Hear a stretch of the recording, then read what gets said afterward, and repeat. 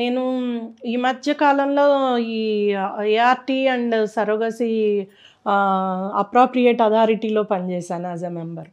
So దాంట్లో మేము ఒక 100 క్లినిక్స్ విజిట్ చేసాం. ఎందుకంటే వాళ్ళకి రిజిస్ట్రేషన్స్ చేయడానికి కంపల్సరీ విజిట్ చేసి అన్నీ సరిగ్గా ఉన్నాయా లేదా చూడడానికి.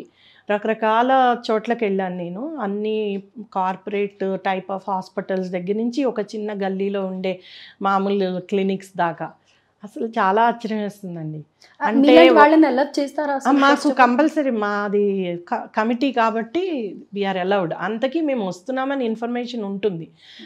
ఉన్నా కూడా మాకు చాలా విషయాలు తెలిసాయి అక్కడ.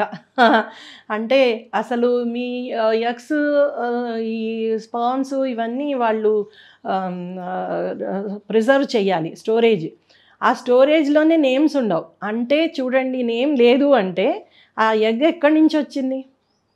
సో కాలేజ్ గర్ల్స్ ఎగ్స్ అమ్మడం, విలేజెస్ నుంచి ఉమెన్ని తీసుకొచ్చి ఎగ్స్ తీసుకోవడం, తర్వాత స్పర్మ్స్ అయితే ఇంకా వికీ డోనార్స్ చాలామంది ఉన్నారు.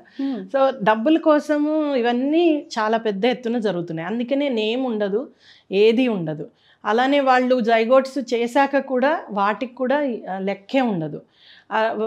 ఇప్పుడు ఇంకొకటి ఏంటంటే సెక్స్ డిటర్మినేషన్. అబ్బాయే కావాలనుకుని అమ్మాయి వద్దనుకుని అబ్బాయిలనే ఉండేటట్లుగా జైగోట్స్ని తయారు చేస్తారు. సో అలా కూడా అకార్డింగ్ టు ది రిక్వైర్మెంట్ కూడా తయారు చేయడం అవుతూ ఉంటుంది, చేస్తున్నారు. ఇంకా ఇప్పుడు పెద్ద టెక్నాలజీ వచ్చింది, అతి తొందరలో మన దగ్గరికి కూడా వస్తుంది.